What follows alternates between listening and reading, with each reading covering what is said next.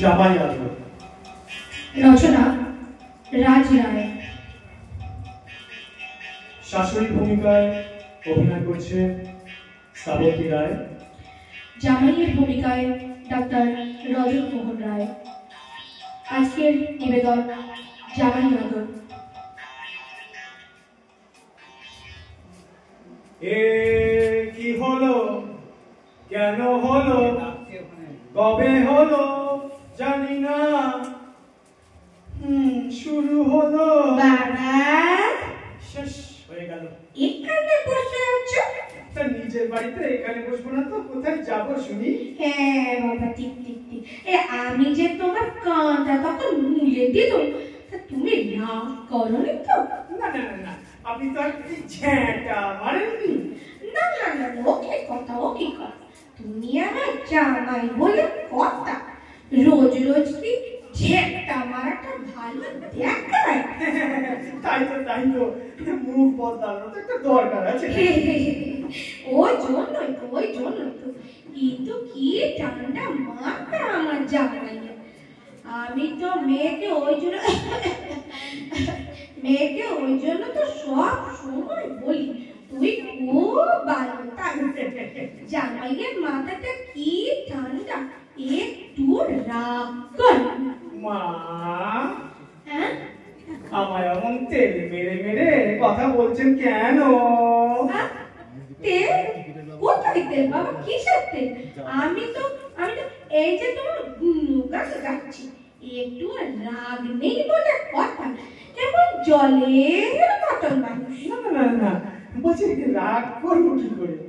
রাগ হলেই তো ব্রাশ করে ফেলি বাথরুমে গিয়ে।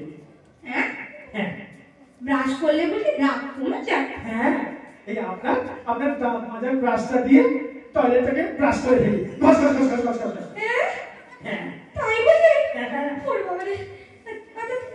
তার আজকে ফেরার সময় না ও বাজার থেকে এক ডজন টুথব্রাশ কিনে এলো। যাকে যাকে কি করবি?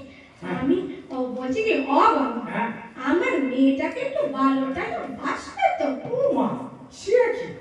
আপনার মেয়ের সাথে তো আমার বাল সে প্রেম হয়। একটা অল্প কথা, হাত করে তীরের কথা। আরে না না না না, হচ্ছে হিন্দি কথা, আপনি তো বোঝেন না। হাফ হিন্দিতে বললাম। বাল মানে তো ছোটবেলা সেই কবেকার প্রেম আমাদের, তাই বললাম আর কি।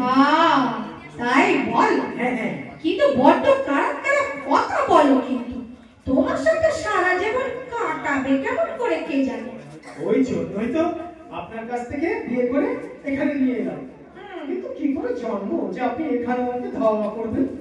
আর তোমার মতো লোকের না বিয়ে করাটাই উচিত হয়। আমি জানি তো, এমন সময় থাকলে আমি মরার সময় মুখে জলটুকু পাবো না। আপনি যা জিনিস, তাতে মরার সময় জল চাইবেন?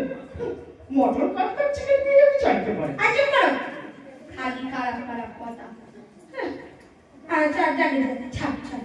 আচ্ছা বলছিলাম কি, 5 বছর তো বিয়ে হলো, এখনো ওই ইয়ে তো হলো না তোমাদের? তার জন্য তো মরার আগে কি নাতি নাতি মুখ দেখতে পাবো না? তার জন্য তো আপনি দায়ী। আমি আমি এবার কি করে দায়ী হলাম? আপনি আপনি আমাদের বিয়ের পর মনকে ধরে কি কান্নাটাই না কাঁদছিলেন। তারপর বললেন মেয়েটাকে একটু ভালো করে রেখো, মেয়েটাকে একটু ভালো করে রেখো। ব্যাস, তারপর থেকেই তো মনকে আমার মেয়ের মতন দেখি। হ্যাঁ, আর তারপর আপনার পুলিশ ইন্সপেক্টরের নজর কি করে ইয়ে দিয়ে হবে, নাকি নাতে তো দূরের কথা। আচ্ছা যাকে যাকে বাচ্চা বাচ্চা। আচ্ছা আচ্ছা, এই বলছিলাম ওই আমার এই হোমিওপ্যাথি জল ওষুধটা কোথায় রেখেছো বলো তো? আমি তো গরু খোঁজা খুঁজছি বাবা। ওটা তো আমি সরিয়ে রেখেছি, এই ডাক্তারবাবু যেমন বলেছেন তেমন ভাবে দেবো বলে। এর মানেটা কি? ওই যে আপনি ডাক্তারবাবুর কথার মতো 1 গ্লাস ওষুধ 1 কাপ জলে নিয়ে গুলিয়ে 1 চামচ খাওয়ার বদলে পুরোটাই খেয়ে নিচ্ছি। আমি দেখে ফেলেছি তো। হ্যাঁ, তো বেশি ওষুধ খেলে তো চুলকানিটা তাড়াতাড়ি সেরে যাবে। আগে না, ডাক্তারবাবু বলেছেন আরো বেড়ে যাবে, তখন তো আরো টাকা খরচা হবে। তুমি আমায় টাকার খোঁটা দিচ্ছ? তোমার তো চিত্তে লাগলে জন্ম হয়েছিল। হ্যাঁ, সে তো বলবেনই। মনুকে যে গয়নার বাক্সটা দিয়েছিলেন এখনো বুঝতে পারি না ওটা গয়নার ওজন না বাক্সের ওজন। এই একদম বাজে কথা বলবে না বলে দিল। এই একটা কাজ করুন তো মা। কি কি বল বল। 20 থেকে 22 জানুয়ারি আইয়া হসপিটালে আয়ুষ মেলা চলছে। ওখানে হোমিওপ্যাথি আয়ুর্বেদ ট্রিটমেন্ট চলছে বিনা পয়সায়।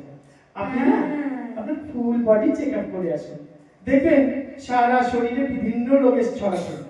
তবে মাথাটা একটু বেশি। চুপ চুপ চুপ, একদম চুপ, বেশি জ্ঞান দিও না। ওই শোনো, ওই মেলার ঘোষণা চলছে, তোমার আগে আমি ওই মেলার খবর জানি, বুঝছো? ওষুধের গাজার মতো ওখান দে। যাকে যাকে যাকে একটা কথা বলি, এই যে এত মদ টদকে ফুর্তি ফুর্তি করছো, তা ইন্স্যুরেন্স ফিন্স্যুরেন্স করেছো তো নাকি? আপনি মা কি না ঠিক বুঝতে পেরেছেন যে আপনার মেয়ে তাড়াতাড়ি বেদবা হবে। হ্যাঁ, সবার কপাল তোমার পদার বউয়ের মতো হবে না, তাই না? কেন কেন পদার বইয়ের কপাল সব থেকে ভালো কেন? পদার বউয়ের কপাল ভালো, পদা ভালো। এই পদা যেদিন ইন্স্যুরেন্স করলো, পরদিনই পদা গাড়ি চাপা করে টুক করে মরে গেল। পদার বউ ডাবল টাকা পেয়ে গেল। মা ও মা, একটা কথা জিজ্ঞেস করব। কি কি? মানে বলছি মলুর বাবা তো 25 বছর আগে হারিয়ে গিয়েছে, বেঁচেছে আপনাকে ছেড়ে, কিন্তু এই মলুর বয়স 22 হলো কি করে? তাতে তোমার কি? আমার বর আমায় ফেলে ভেগেছে 25 বছর আগে, তাই তো আমার রূপ যৌবন আমায় ফেলে ভাগেনি নাকি? যাকে যাকে বাদ দাও সব কথা, কাজের কথা বলি। হ্যাঁ বাবা, যে বলো, ও বাবা বলছি আমায় একটা কথার জবাব দাও তো।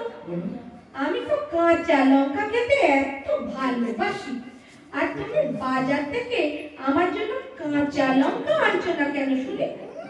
100 টাকা কেজি কাঁচা লঙ্কা, কত শখ! তুমি কি কিছু বলছো?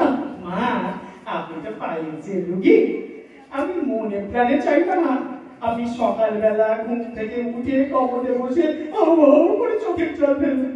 আমার খুব খারাপ লাগবে। তোমার মতো ছেলের সাথে আমার মতো সোনার টুকরো মেয়ে যে কি করে সারা জীবন থাকবে।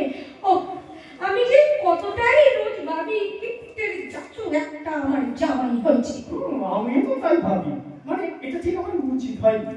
বাবা যেমন, হ্যাঁ, তুমি তো বলো আমার মেয়ে কত ভালো, তা তোমার কাছে কি ছুটি চায় না, ঠিক আমার মতো, তাই না বলো? তা বটে।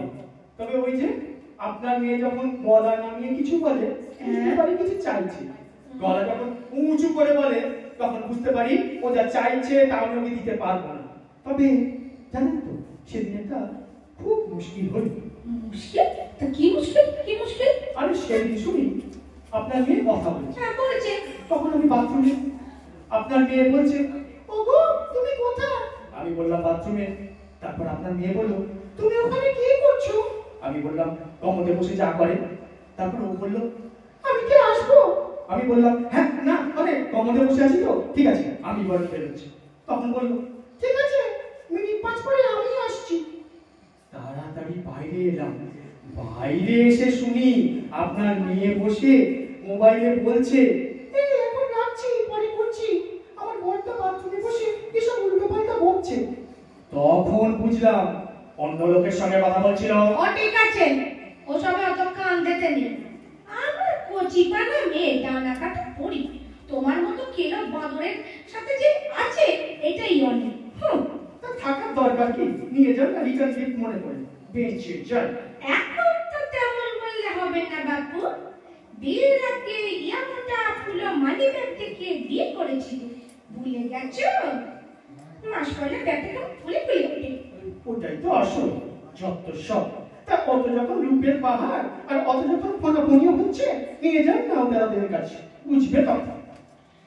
যাকে যাকে যাকে ও সংসার করতে গেলে ছোটখাটো এমন কত কি হয়ে যায়। না আমার তো এখনো তেমন কিছু হয়নি। হয়নি, হবে এখন। আচ্ছা ছাড়ো, বাদ দাও সব কথা, কাজের কথা। আচ্ছা এই পুজো এবারে আমাকে কিছু দেবে না? এই মানে এই যে পুজো আসছে। সব না ঠিক করে রেখেছি অনেক দিন আগে থেকে। হ্যাঁ, কি গো, কি দেবে? এই 10 কিলো চন্দন কাঠ। 10 কিলো চন্দন কাঠ? হ্যাঁ। 10 কিলো? হ্যাঁ, 10 কিলো চন্দন কাঠ। ও মা, কি করবো অত চন্দন কাঠ নিয়ে? প্রথমে ওগুলোকে সাজিয়ে সুন্দর করে তারপরে আপনাকে শোয়াবো। হ্যাঁ, শুয়ে? শুয়ে তারপরে আবার চন্দন কাঠ। হ্যাঁ। হ্যাঁ, তারপর? তারপর আস্তে করে একটুখানি কেরোসিন দিয়ে তলায় ধরিয়ে দেবো, হ্যাঁ। যাতে তাড়াতাড়ি চন্দন কাঠগুলো ব্যবহার করতে পারে। ও মা গো, তবে রে, দাঁড়াও,